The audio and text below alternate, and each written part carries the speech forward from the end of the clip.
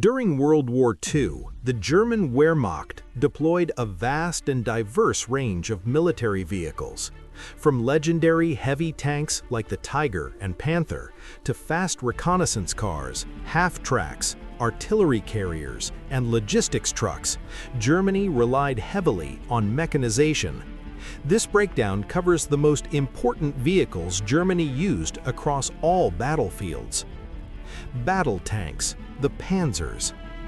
We begin with Germany's battle tanks, known collectively as the Panzers.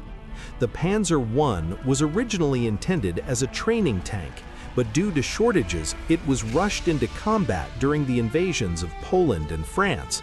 Armed only with twin machine guns and protected by very thin armor, it depended on speed and numbers rather than firepower.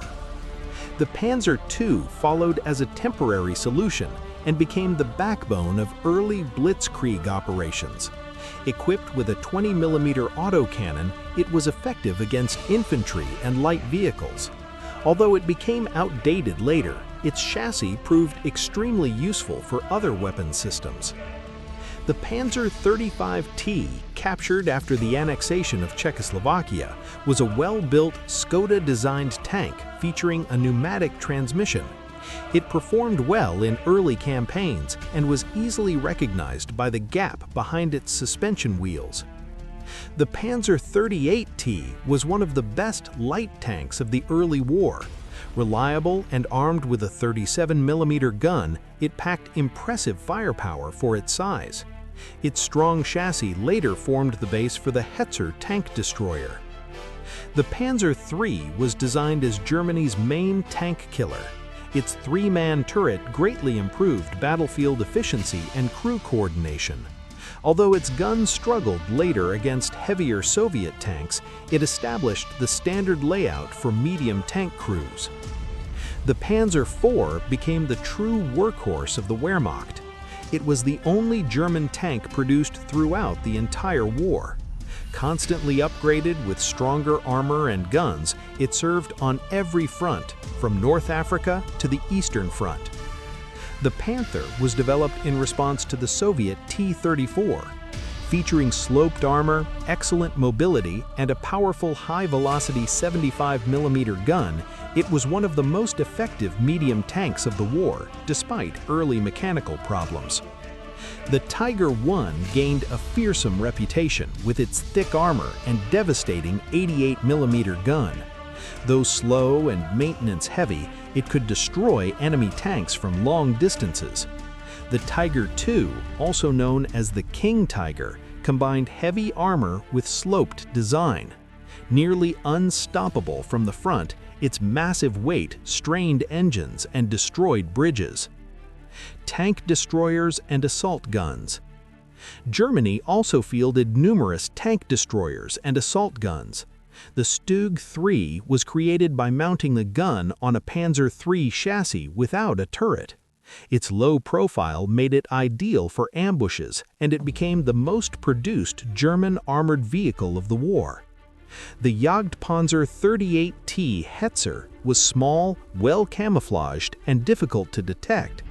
Built on the Czech 38T chassis, it featured sloped armor and a remotely controlled machine gun, making it highly effective in defensive roles. The Jagdpanzer IV carried a long-barreled 75mm gun. Nicknamed Guderian's Duck due to its heavy nose, it was a deadly concealed tank hunter. The Marder II and III were emergency solutions that mounted powerful anti-tank guns on outdated chassis, providing much-needed firepower despite exposing their crews. The Nashorn carried a long 88mm gun on a lightly armored chassis, relying entirely on long-range fire. The Jagdpanther combined the Panther chassis with an 88mm gun and is often considered the best tank destroyer of the war. The Ferdinand, later named Elephant, was built on unused Porsche Tiger hulls. Heavily armored but slow, it initially lacked defensive machine guns. The Jagdtiger was the heaviest armored fighting vehicle ever deployed. armed with a massive 128mm gun, but it suffered constant mechanical failures. Self-propelled artillery and anti-aircraft vehicles. Early artillery experiments included the Bison, which mounted a 15cm gun on the Panzer I chassis. The Wesp converted the Panzer II into a mobile artillery piece, while the Hummel carried a heavy howitzer on a mixed Panzer III/IV chassis. The Grill provided infantry with direct fire support using the Czech 38T chassis. The Storm Panzer IV Brummbär was designed for urban combat, while the massive Storm Tiger fired a 380mm rocket for demolishing fortified areas.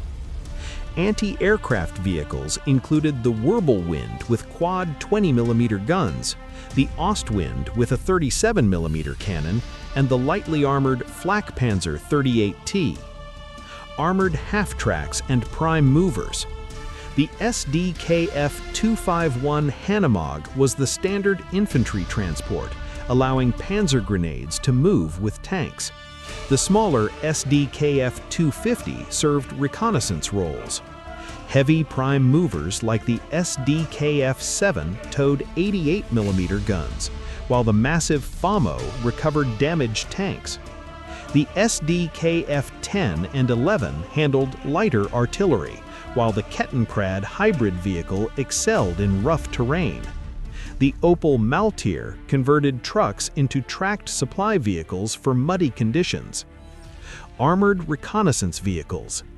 Reconnaissance vehicles included the SDKF-222, the 8-wheeled SDKF-231, the powerful Puma, and the SDKF-263 radio command car.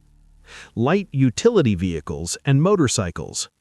Germany used vehicles like the amphibious Volkswagen Schwimmwagen, the rugged Steyr 1500A staff cars, luxury Mercedes G4 staff cars, and BMW R75 motorcycles with driven sidecars. Logistics trucks and transport. The Opel Blitz was the backbone of German logistics. Other vehicles included the Krupp Protze, the RSO tracked tractor, the Henschel 33 and Einheit diesel trucks. Specialized and siege vehicles. Special vehicles included rocket-launching half-tracks, the massive Karl Garrett siege mortar, and the Goliath remote-controlled demolition vehicle.